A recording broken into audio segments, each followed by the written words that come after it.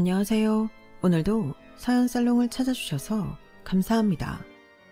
저는 경기도 분당에 사는 40대 후반의 여성이에요.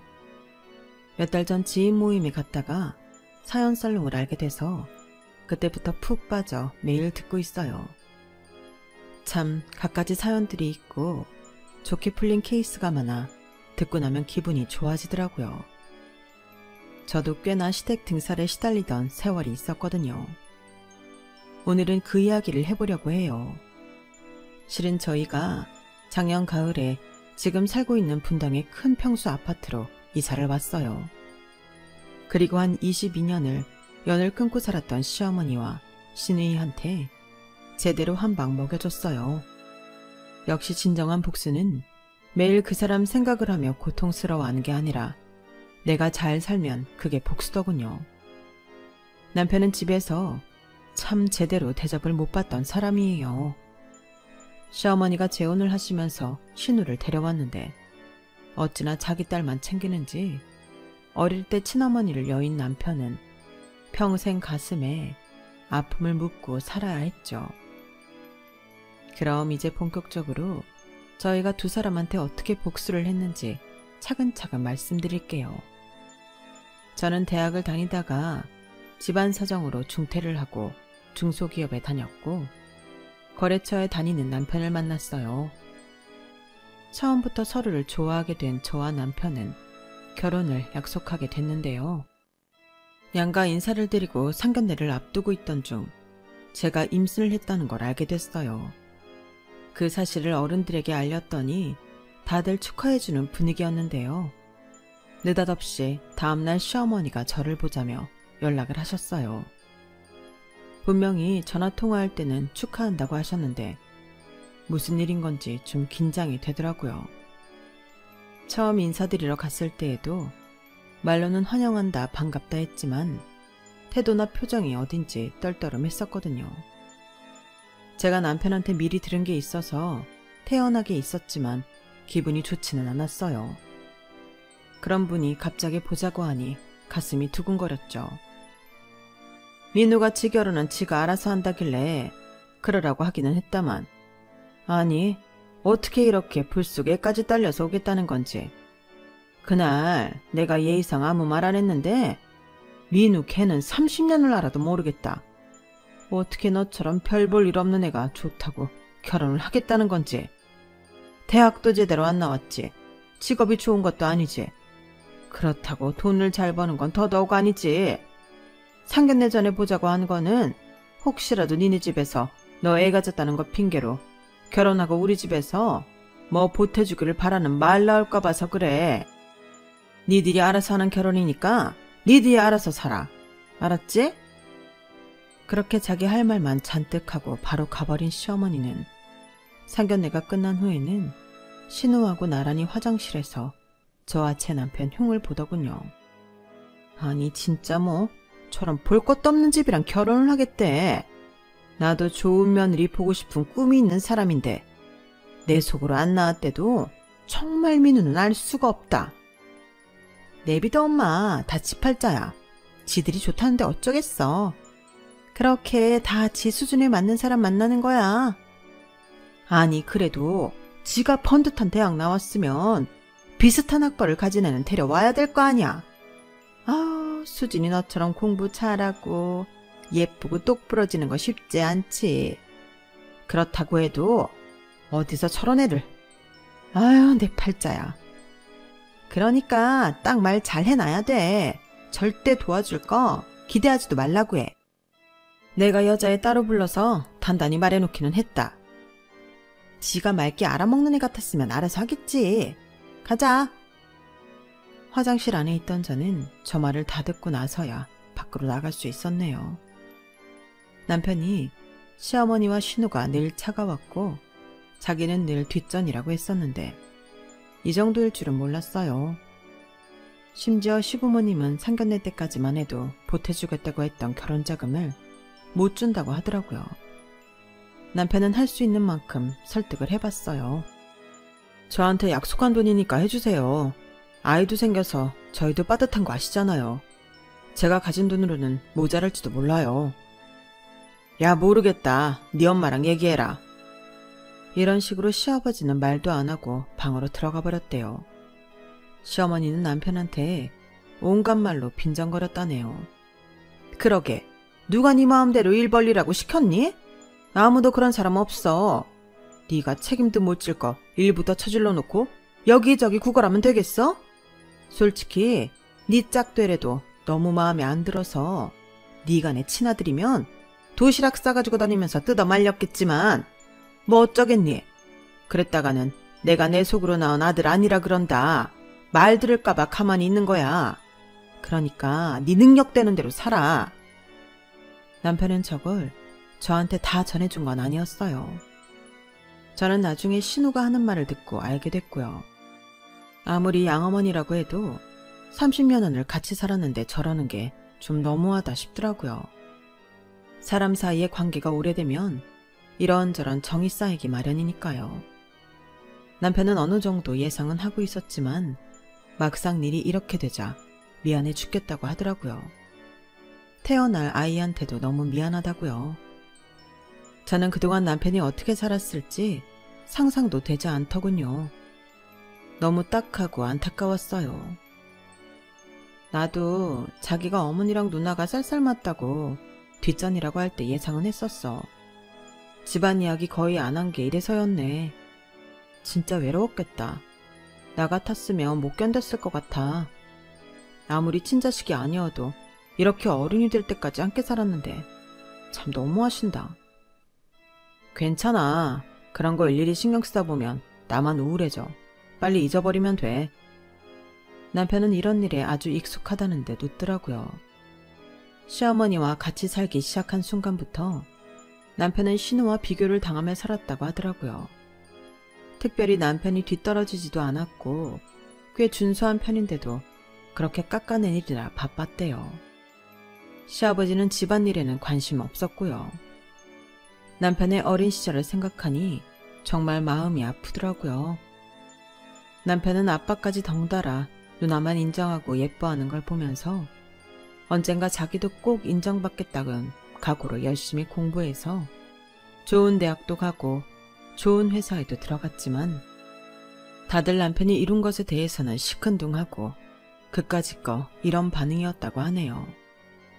객관적으로 보면 남편이 나온 대학이 신우가 나온 대학보다 점수가 높은데도 말이죠. 그 이후로 남편은 가족에게 기대하는 게 없어졌다고 해요.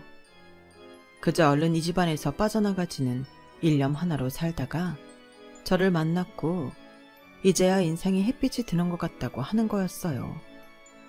그 말을 들으니 제가 어찌나 눈물이 나던지요. 나 영주 너랑 우리 아이는 절대 차별받지 않고 살게 해줄 거야. 내가 꼭 성공할게. 거창한 성공 같은 거 바라지도 않아. 그냥 우리 서로 위하면서 즐겁고 행복하게 살자. 그거면 돼. 저희는 결국 친정 부모님이 도와주셔서 저희 대출금을 합해 친정하고 멀지 않은 곳에 작은 아파트를 얻을 수 있었어요. 그런데 시부모님은요, 결혼식에 들어온 축의금까지 싹 걷어갈 정도로 저희한테 인색했어요. 이건 내가 민우 키운 값이다. 그러니 내가 정당하게 가져가는 거야. 이걸로 불만 가지면 니네 인간도 아니야. 알았어? 시어머니가 하도 당당하게 구니 그게 정말 맞는 것 같은 생각까지 들더군요. 아무튼 자기가 받을 것만 생각하고 저희 부부한테는 아무것도 해주려고 하지 않았어요. 그러면 저도 저희끼리 잘 살면 되겠지, 다른 간섭을 안 하겠지 하고 좋게 생각하려고 했죠. 그런데 시어머니는 틈만 나면 저를 불러서 부려먹었어요. 집안의 자질구레한 일부터 할 필요도 없어 보이는 이불 빨래에 때 아닌 김장까지 정말 알차게 부려먹더군요. 아이를 가져 배는 점점 불러오고 움직임은 둔한데 거기에 신호까지 숟가락을 얹어 지 심부름까지 시켰어요.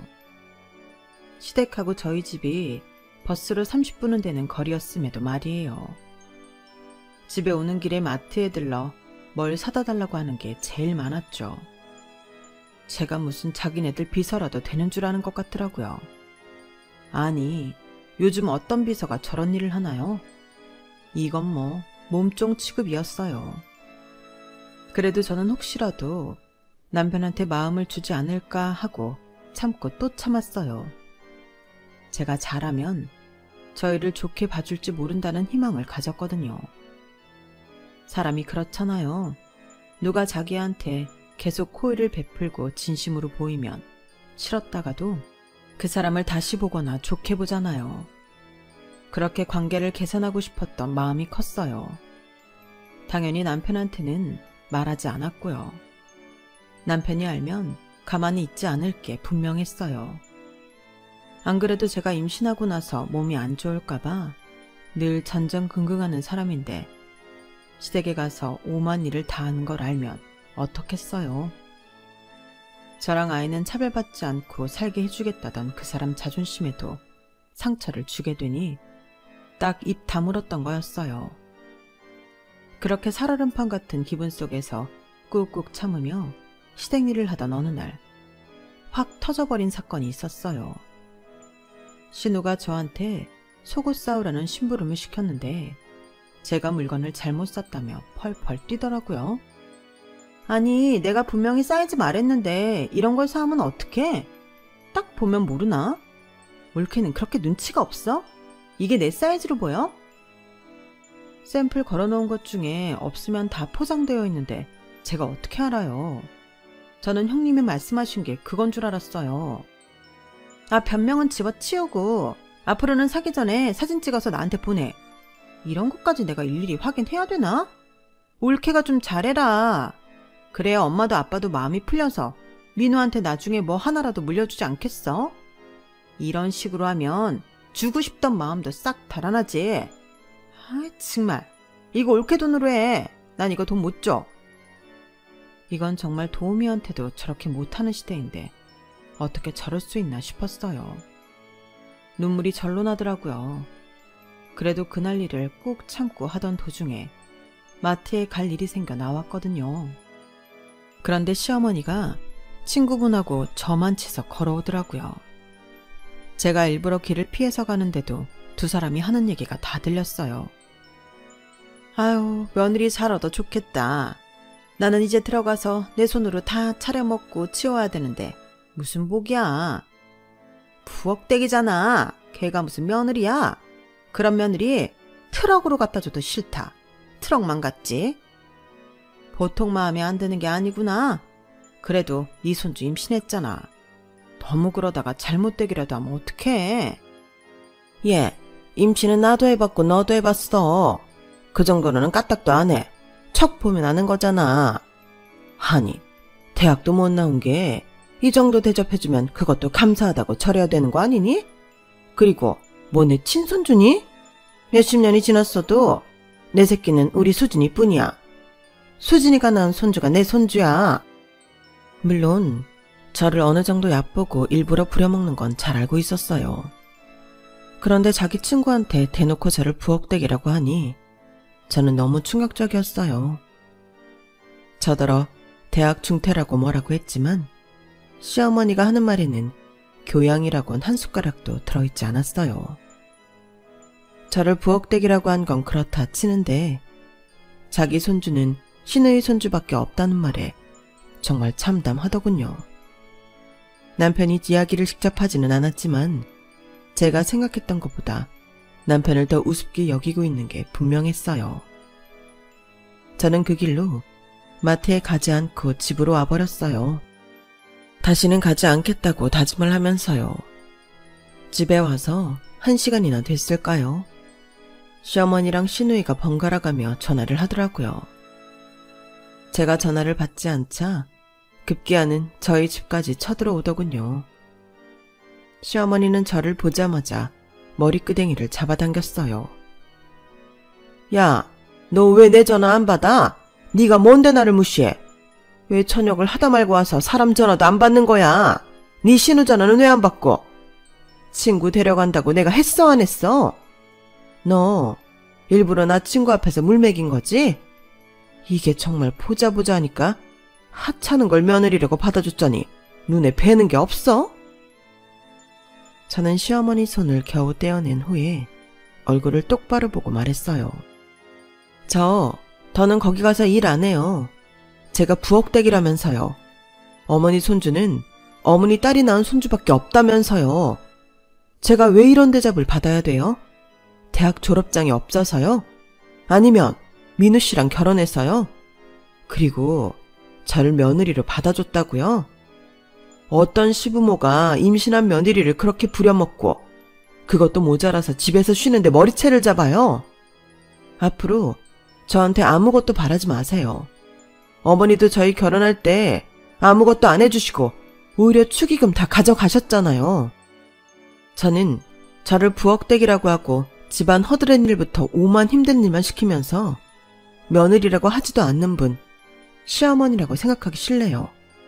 그만 가주세요. 네가 진짜 미쳤구나. 겁대가리를 상실한 거야 뭐야? 어디다 대고 말대고 따박따박 하는 거야 지금? 겁대가리를 상실했을지는 몰라도 정신을 차렸어요. 저는 제가 어머님하고 형님 시키는 일을 하면 남편에 대한 마음도 돌아설 줄 알았어요. 조금이라도 남편을 인정해 줄 줄 알았다고요. 그런데 아예 저나 민우 씨나 찬밥 취급이네요. 그렇다면 저는 어머님 말 들을 이유가 없거든요. 재산이 얼마나 되는지는 모르겠지만 저랑 민우 씨 시댁에 있는 그 얼마간의 재산 받겠다고 다는 바보짓 안 할 거예요. 어떻게 저를 부엌댁이라고 할 수 있어요? 뭐야, 너 그때 밖에 있었어? 그거 가지고 지금 이 난리를 치는 거냐? 아니, 내가 친구랑 말 편하게도 못해? 그런 눈치를 봐야 돼. 말 나왔으니 해보자. 널 왜 내가 며느리라고 인정해야 되니? 돈을 잘 버니, 외모가 특출나니, 학벌이 좋니?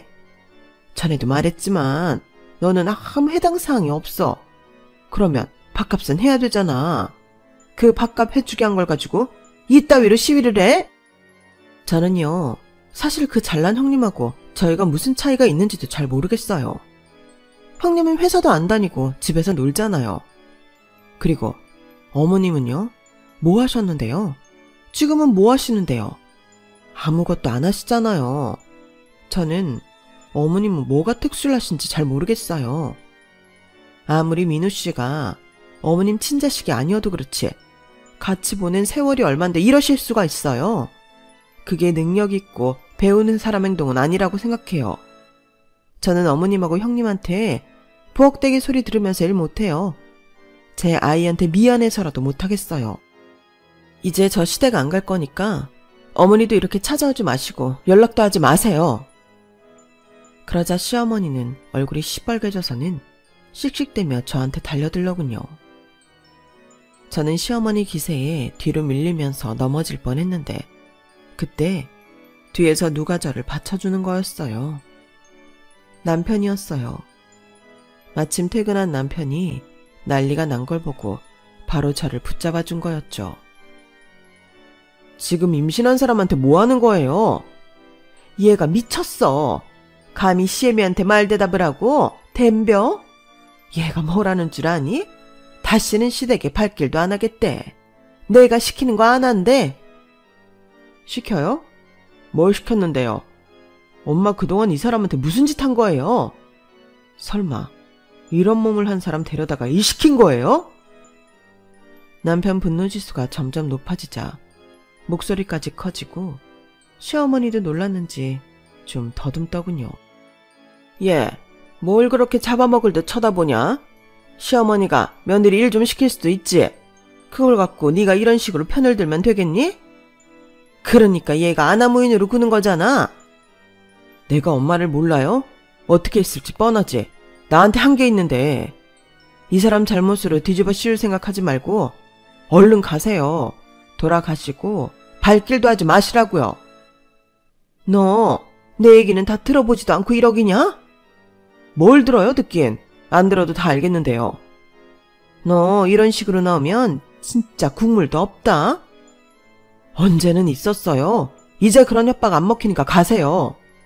너 다시는 안 볼 거야. 우리 집에 얼씬도 못하게 할 거야. 아, 그럼 저야 땡큐죠. 엄마 이 집에 지분 하나도 없는 거 더 잘 알죠? 그러니까 엄마도 여기 다시는 얼씬도 하지 마세요. 누나도 마찬가지예요. 우리 집 근처에라도 있는 거 보는 날에는 저 가만히 안 있을 거예요. 제가 힘이 없어서 지금까지 가만히 있었겠어요? 남편이 화가 잔뜩 나서 위압적으로 나오자 시어머니는 더 이상 아무 말 못하고 나가버렸어요. 남편은 저를 안아주고 조심스럽게 이리저리 살펴봐 주더니 괜찮냐며 왜 자기한테 아무 말도 안 했냐고 하더군요. 저는 남편이 이런 것까지 본 이상 더는 감출 것도 없겠다 싶어 그동안의 일을 모두 말했어요. 나 우리 콩이를 위해서도 더는 부엌대기 안 할 거야. 자기 자존심 많이 상했지? 정말 미안해. 내가 더 미안해. 그렇게 집에서 불러대는 것도 모르고 있었으니 내가 한심하다. 충분히 그러고도 남을 사람들인데 내가 아니랬어. 그렇게 저희는 서로를 위로하고 사과하며 시간을 보냈어요. 남편은 자기 때문에 제가 이런 일을 당했다며 그날 바로 시아버지한테 전화를 하더군요. 아버지, 새엄마 온 후로 저한테 뭐 하셨어요? 새엄마한테 저 맡기고 아무것도 안 하셨죠? 그러니까 앞으로 저희 일에 상관하지 마세요. 아무것도 하지 마세요. 저 지금 이 시간부터 아버지, 엄마, 누나랑 손절이에요. 연락 끊고 저희끼리 잘 살 테니까 셋이서, 아니 다 같이 잘 사세요. 그렇게 저희는 시댁과 인연을 끊게 되었어요. 한 번은 시누이가 연락을 차단해도 다른 전화로 연락을 해서 저를 귀찮게 하자 시누 집에 가서 큰소리치며 아주 대판하고 온 적도 있었어요. 남편의 그런 모습을 처음 본 시댁에서는 놀라서 아무 말도 못했다고 하더군요. 시간이 좀 지나서는 결혼하고는 인성이 변했다며 남편을 비난하고 저를 집안에 잘못 들어온 여자 취급하며 욕을 한다는 걸 알았지만 저희는 그런 문제에 신경 쓰지 않기로 했어요. 친정부모님이 저희 편이 되어주셔서 더 힘을 얻을 수도 있었고요. 그 다음부터 저희는 정말 시댁과는 완전 결별을 했어요. 남편은 진작에 일했어야 했다며 속이 다 후련하다더군요. 그 후로 남편은 더 열심히 일을 했어요. 누나만 추켜 세우고 자기는 늘 손가락질 당했던 게 사실이 아닌 걸 보여주고 싶다고요. 언젠가 우연히 만나게 돼도 정말 잘 사는 모습을 보여주겠다면서 완전 달라졌어요. 맞아. 자기가 100번 오라. 진정한 복수는 욕하고 가슴치고 분노하는 게 아니라 우리가 잘 사는 거야. 우리 진짜 성공하자. 남편은 원래부터 사업가 기질이 있기는 했어요. 하지만 상황이 녹록하지 않다 보니 자기 꿈을 펼치지 못했었죠. 저는 한번 해보고 싶은 걸 해보라고 했고 남편은 대학 선배와 함께 IT 계열 사업을 시작하더니 진짜 성공이라는 걸 해버렸어요. 그리고 대표이사가 되었고 남들이 다들 부러워하는 분당의 아파트를 샀어요.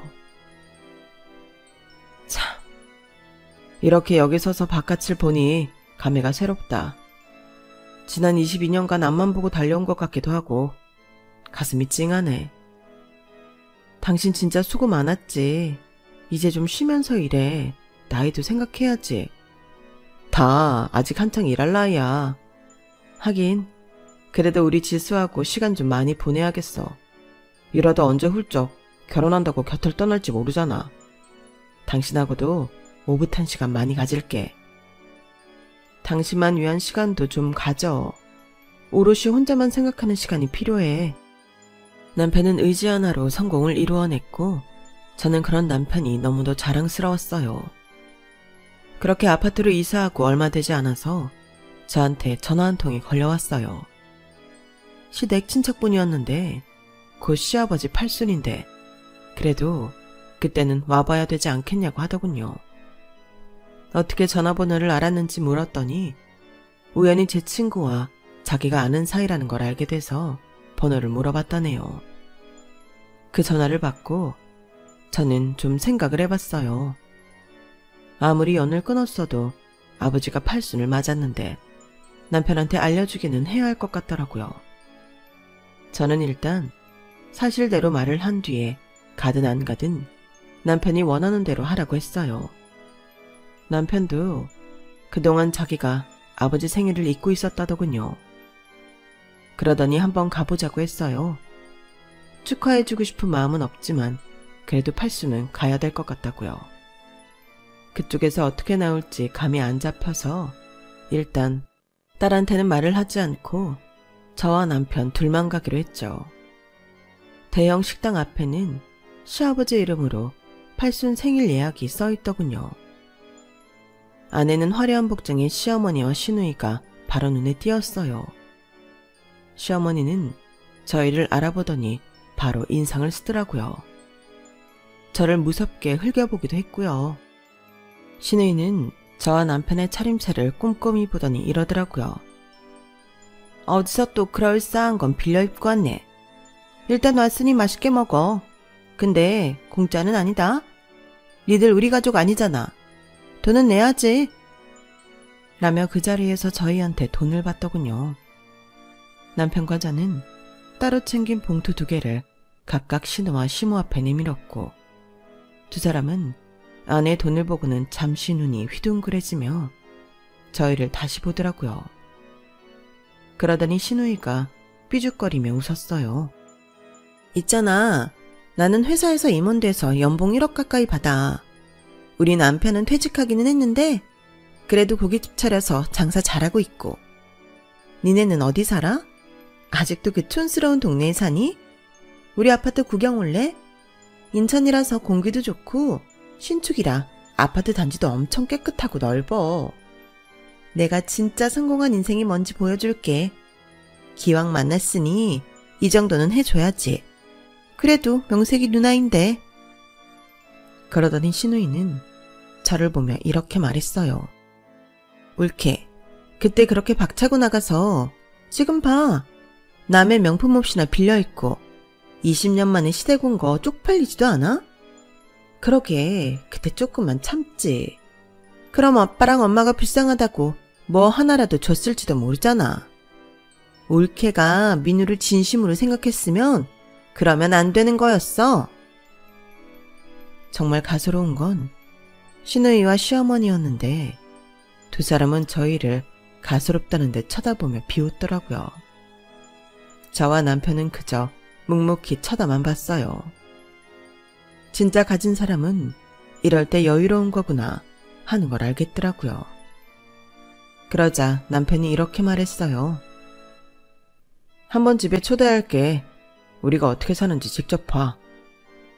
그러자 시누이는 웃음을 터뜨리며 말했어요. 됐거든. 내가 니네 사는 데를 왜 가니? 추잡스러운 데 가면 없는 거야. 그러지 말고 한번 오세요. 형님, 다른 세계도 구경하셔야죠. 어머, 옳게 정신 차렸어 이제야? 다른 세계 구경이라. 그래 좋아. 그럼 나도 우리가 사는 세계 구경시켜줄게. 민우야, 내가 특별히 가줄게. 언제가 좋겠어? 그렇게 시어머니와 시누이가 저희 집에 올 날짜가 정해졌어요. 집으로 돌아오는 길에 예전 일들이 떠오르면서 다시 분노가 솟아오르더군요. 저는 그날 두 사람한테 단단히 갚아주리라 다짐하고 또 다짐했어요. 그리고 두 사람이 오는 날 저는 아파트 단지 입구에서 시어머니와 시누이를 맞이했어요. 저희 아파트가 외부인은 절대 못 들어오거든요. 들어가려면 절차가 좀 복잡해서 제가 이렇게 직접 내려왔어요. 두 사람은 저희 아파트를 보자 입을 쩍 벌리고 다물지를 못했어요. 시어머니와 시누이는 저희 집에 들어서며 모든 걸 찬찬히 뜯어보느라 정신이 없었어요. 속으로 어찌나 통쾌하든지요. 이 모든 걸 이루어낸 남편이 너무 자랑스러웠어요. 남편은 직접 거실로 과일을 내오며 말했어요. 두 사람 다 너무 놀라는 거 아니야? 설마 우리가 정말 다 쓰러져가는 아파트에서 살기라도 하는 줄 알았어? 그러자 시누이가 정색을 하고 남편한테 물어봤어요. 너 지금 나 놀리는 거지? 두 사람 쇼하는 거지? 이 집 진짜 주인 누구야? 누구네 집 빌려서 지금 구라치는 건데 어떻게 네가 이런 아파트에서 살아? 나는 못 사는데 네가 어떻게? 말이 돼? 두 사람 이딴 데에 돈 쓰느라 돈이 없는 거겠지. 인생 이렇게 살지 마. 누나는 사람을 좀 믿기도 해봐. 왜 내가 누나보다 성공하지 못할 거라고 생각한 건데? 남편은 그러면서 아파트 문서를 두 사람 눈앞에 던져줬어요. 시어머니와 시누이는 이 집 명의를 확인하고 얼마에 계약했는지를 보고는 더 놀라서 얼굴이 하얘지기까지 했어요. 아니, 어떻게 나보다 공부도 못했는데 네가 이런 데서 살아? 니네 무슨 이상한 일 하는 거 아니야? 보이스피싱 같은 거에? 내가 왜 누나보다 공부를 못해? 잘했는데 누나랑 엄마만 인정 안 한 거야. 객관적으로 내가 나온 대학이 누나 대학보다 더 좋아. 아무리 우겨봤자 그게 사실이라고. 그리고 성공은 대학 좋은 데 나오고 공부만 잘한다고 되는 거 아니야. 내가 신뢰를 쌓고 노력을 했기 때문에 된 거라고. 누나 연봉이 1억 가까이 된다고? 나는 그런 액수 넘은 지는 오래됐어. 아버지 팔순자치 때 내 앞에서 가짜는 잘난 척하던 거 많이 웃겼어. 내가 진짜 다시 만날 때에는 다른 모습 보여주겠다고 얼마나 다짐했는데. 그리고 해냈지. 누나는 집안 식구 모두의 응원을 받으며 해도 그 정도지만 나는 나랑 우리 집사람이랑 둘이서 이렇게 해냈어. 물론 장인 장모님도 많이 도와주셨고 친부모 형제보다 집사람네 가족이 100배는 낫더라. 이런 경우도 있네. 내가 운이 트이려고 이 사람 만났던 것 같아. 그래서 집이랑 손절하고 이렇게 성공했잖아? 그러자 시어머니가 갑자기 이상한 소리를 하더군요. 너 버르장머리 없고 윗사람 몰라보는 건 여전하구나? 그래가지고 돈만 잘 버는 기계밖에 더 되니? 니네가 이렇게 살게 됐으면 바로 연락을 해서 우리한테 그동안 죄송했다. 정식으로 사과도 하고 용돈도 두둑하게 보내고 때마다 여행도 보내고 했어야 되는 거 아니냐? 네 누나네도 도와주고. 어떻게 이렇게 니들만 잘 먹고 잘 살 수가 있는데? 저한테 뭘 해줬다고 그런 걸 바래요. 그때까지 가만히 있던 저도 남편이 말하는 걸 거들었어요. 어머니, 아버님 팔순잔치 하던 날 저희 보고 여기까지 왜 왔냐고 하지 않았어요? 그런데 왜 연락을 안 했냐고 하시면 어떡해요? 저희가 잘 차려입고 갔어도 믿지도 않고 끝까지 무시해놓고 이제 와서 딴소리를 하시네요. 제가 성공한 거 알고 갑자기 가족 행세 하시는데 이러지 마세요. 저를 언제 아들이라고 생각해 본 적이나 있어요? 난 진짜 오늘 같은 날만 기다리며 하루하루 살았거든. 근데 뭐라고? 참나 기가 막혀서 말이 안 나오네. 대단한 분들이시네요. 이렇게 뻔뻔한 사람들인 거 알고는 있었지만 그래도 참 대단하십니다. 누나도 나한테 큰소리 칠 자격 없어. 아까까지도 아주 끝까지 우리 무시하지 못해 난리던데. 둘 다 달라진 거 없어서 오히려 고맙다. 그 덕에 나는 아주 통쾌하거든. 그러게 우리 집사람한테나 나한테 조금만 더 잘하지.